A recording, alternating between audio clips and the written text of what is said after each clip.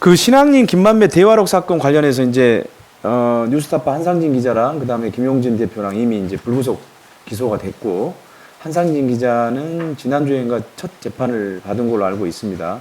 그러면 이제 뉴스버스하고 경향신문 뭐 이런 데가 좀 남았는데 좀 어떻게 보고 계시나요?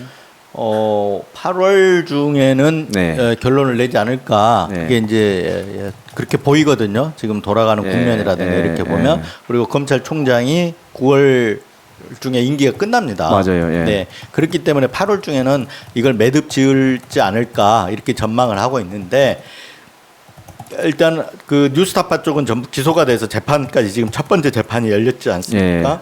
그럼 나머지 이제 처리해야 될 게 경향신문하고 저희 뉴스버스인데 여기는 좀 애매한 것 같아요. 왜냐하면 아까 얘기한 대로 처음에는 경향신문과 뉴스버스가 뭐 예를 들어 한범처럼 김만배가 조종해서 그걸 받아갖고 쓴 것처럼 보고 수사를 했는데 전혀 나오지가 않거든요. 네. 제 전화번호에서 경향신문 기자들 막 전화를 다 찾더라고요.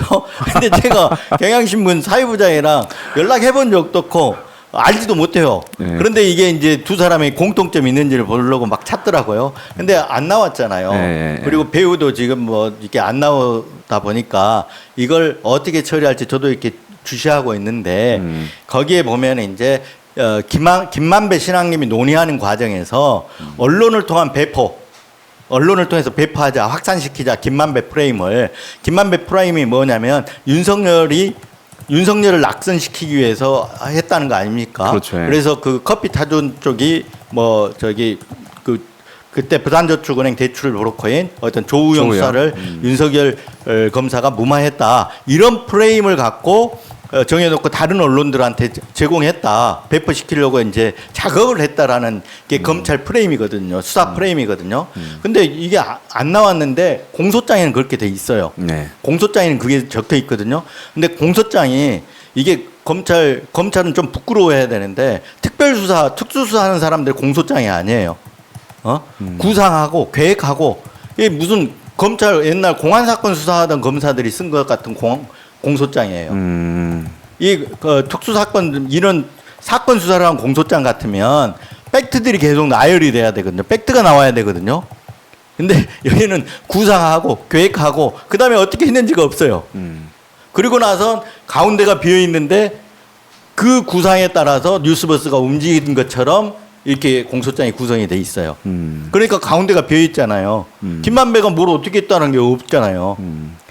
아니 옛날에 뭐 상상 속의 너라고 하는 노래가 있었던 것 같은데 거의 뭐 이거는 상상 속의 범죄 뭐 이런 거네요. 그렇죠. 유령을 그려놓고 거기에다 꽤 맞추기 해서 했는데 중간에 지금 이게 통 비어 있는 거죠. 이거를 지금 검찰이 어떻게 꽤 맞출 거냐. 이 부분이 관건인 거죠. 경향신문 뉴스버스에는. 그래서 저는 이제 이런 생각도 합니다. 불송치 결정을 할 가능성도 있다. 그건 뭐냐. 윤석열 대통령 명예훼손으로 수사를 한 거 아닙니까? 그래서 이를 갑자기 윤 대통령 휴가지에서 돌아오면서 언론인들 이거 그렇게까지 하는 건 무리 아닙니까? 라고 어디다가 한마디 해가지고 이거를 처벌 불원 의사로 판단해가지고 불송치 왜냐하면 이게 반의사 불벌죄잖아요. 그렇죠. 예, 처벌 불원한다 하면 이게 공소권이 없어지는 거거든요. 그래서 그런 식으로 마무리 짓지 않을까 우려하고 있습니다. 우려하고 있습니까? 우려하는 거죠. 그러면 기소 됐으면 좋겠다. 가서 그 허구를 드러내려면 네. 이 수사가 얼마나 웃기는 수사인지를 드러내려면 법정에 가갖고 해야 될 거 아닙니까? 그럼 여기서 공개적으로 좀 검찰에다 좀 얘기를 해주시죠. 지금 나를 했잖아요. 나를 기소하라. 기소하라고 지금 저 기사도 썼어요. 그래요? 네. 네. 제발 불송치 결정 우스운 이유로 처벌 불원한다는 그 우스운 이유로 제발 불송치 결정하지 말라 이렇게 써놨어요. 네. 아무튼 저기 반부패 수사 일부님 잘 듣고 계시죠? 이진동 기자님은 특별히 기소해 주십시오. 불구속으로다. 이진동 기자님 최근 페북에다가 그 윤석열 검찰을 윤석열 심부름센터 이렇게 표현했어요. 검찰이요? 네. 지금 하는 게 양호한 편이죠. 심부름센터 정도 되면. 이거 양호한 게 아니라 상당히 위험한 편 같은데. 위험한 편이. 양호한 편이죠. 그거는 판단이잖아요. 네. 심부름센터 같은 일을 한다. 네. 판단의 영역이거든요. 네. 네, 그렇기 때문에 의견의 영역이기 때문에 네. 괜찮습니다. 이거 왜 심부름센터예요? 저 보세요. 야당 수사만 하고 있잖아요. 아. 예를 들어서 김건희 여사 수사는 출장 조사가 아니라 출장 서비스를 한 거예요. 출장 서비스 한 거예요. 아니 검찰이 조사해야 되는데 검찰청에 불러다 하든지 아니 최소한 제3의 장소에서 하더라도 기자들 노출 우려돼서 제3의 장소 가서 하더라도 어디 갈 만한 곳에 서울에 검찰청 많잖아요. 중앙지검 아니면 어떤 서부지검이라든가 이런 데 가서 하면 되는 거거든요. 근데 완전 출장 서비스 한 거잖아요. 휴대폰까지 반납하고 이거 볼 때 누가 이걸 제대로 된 검찰이라고 보겠습니까? 그리고 나서 야당에 대해서 그리고 지금 언론 수사에 대해서는 어떻게 하고 있습니까? 뭐 압수수색에 뭐 무차별 통신 조회에 막 이렇게 하고 있지 않습니까? 사사시 뒤지잖아요. 이거 신문센터 아니라고 이렇게 말을 못 할 거예요. 내가 봐서 검찰에서 또 이제 명예훼손으로 이제 또 이진동 기자님을 그러니까 이 건은 이 또 의견은 명예훼손이 안 됩니다. 그러니까 검찰이 상식적이지 않아서 드리는 말씀이에요. 의견은 명예훼손이 안 되기 때문에 걱정하지 않으셔도 기관은 네. 또 명예훼손을 할 수가 없습니다. 네.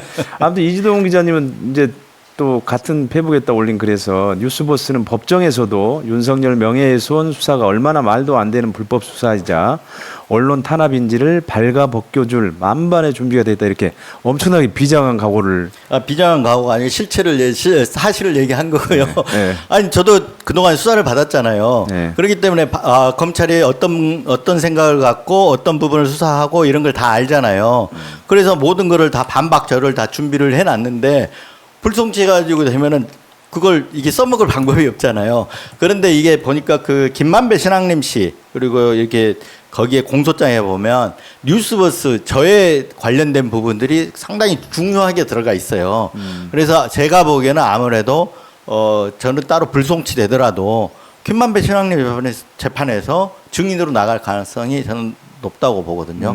아주 중요한 부분 1번으로 들어가 있어요. 김만배 신앙님이 다른 언론에 김만배 프레임 그러니까 소위 말해 윤석열 낙선시키려고 하는 김만배 프레임을 갖다가 다른 언론에 전파시키기 위한 첫 번째로 들어가 있는 게 저희 뉴스버스 저의 이 부분으로 들어가 있더라고요. 그 공소 사실에 김만배 신앙님 공소 사실에 주요하게 들어가 있는데 그렇다 그러면 그 재판에서도 증인 부르지 않겠느냐 예상을 그렇게 합니다. 혹시 마지막으로 검찰에 좀 더 하고 싶은 얘기 있어요? 고마해라. 고마해라 딱가리지. 제가 봐서 계속 지키는 겁니다. 검찰에 이 기자님은. 아니 고마해라 딱가리지. 그거 맞는 얘기 아닙니까? 네. 자, 자유언론실천재단, 동아투위, 조선투위, 그다음에 80년 해직 언론인 협의회, 새언론포럼, 언론비상시국회의에서는 지난 4일 성명서를 내고 정치 검찰의 공작적 정치 사찰에 맞서 전면적인 공동 대응에 나서겠다라고 선언을 했고요. 5일에는 방송기자연합회, 그다음 전국언론노조, 한국기자협회, 한국방송기술인연합회, 한국영상기자협회, 한국PD연합회까지 현업 언론단체들도 성명서를 내고 무차별 무더기 통신정보 조회까지 동원해 국민의 입을 틀어막고 눈과 귀를 가리려고 한 윤석열 정권의 언론 탄압 대언론 테러라고 규정을 했습니다. 언론 단체들이 이 사안을 제대로 대응하기를 바라고 응원하겠습니다. 그리고 오늘은 광고 하나를 드리면서 마치도록 하겠습니다. 검찰의 통신정보 무차별 조회와 관련해서 뉴스타파가 조회 당사자의 제보를 받고 있습니다. 영어로 제보.뉴스타파.org로 들어가서 받은 문자를 캡처한 사진을 올리시면 되는데요. 이게 이제 정확한 조회 규모, 그다음에 대상이 누군지를 확인하기 위해서 하는 작업이니까 협조를 해주시면 좋을 것 같습니다.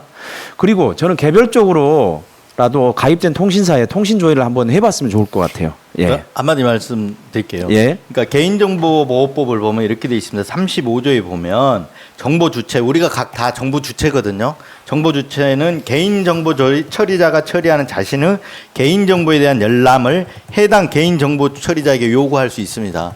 그렇기 때문에 다 검찰에 요구할 수가 있고요. 네. 그래서 그 개인정보를 이제 지금 다 알게 됐잖아요. 내 정보를 검찰이 처리했다는 걸 저 문자 사실 통지로 알게 됐단 말이에요. 그러니까 사실 열람한 거나 마찬가지거든요. 그러면 이 개인정보 처리자에게 검찰에게 개인정보 내 정보에 대해서 너 갖고 있는 거 삭제해라. 이걸 요구할 수가 있어요. 그게 이제 개인정보보호법 36조에 보면 개인정보 정정 삭제 부분이 있는데 이걸 요구할 수 있기 때문에 많은 분들이 다 검찰청에다가 전화를 걸어서 개인정보 삭제 요구를 해달라. 네. 요구를 해야 된다고 생각합니다. 네. 네. 그럼 저희가 보수적으로 잡아서 한 10,000명 정도라고 생각을 하면 10,000명이 그냥 다 전화를 전화를 계속 다 해야죠. 전화를 해야죠. 네. 예. 지금도 계속해서 이제 아까 제가 말씀드렸지만 그 문자 통지를 보고 보이스피싱이라고 생각하는 사람들 저기에 적힌 전화로 계속해서 항의를 한대요. 아까 올 때 제가 받은 세 통도 항의를 다 했다는 거예요. 처음에는 모르고 보이스피싱인지 알고. 네. 그 항의 챌린지를 해야겠네요. 그것도 검찰. 공고를 한번 하시죠. 예. 그러니까 그 검찰에 이런 문자 통신정보 조회를 했다라고 하는 문자를 받으신 분들은 그 전화번호가 있습니다. 그 정보를 제공받은 곳에 전화번호가 있기 때문에 거기에 꼭 전화하셔가지고 자신과 관련된 정보가 어떤 건지 그리고 자신과 관련된 정보는 반드시 삭제해달라 이렇게 항의하고 요청을 하시길 바라겠습니다.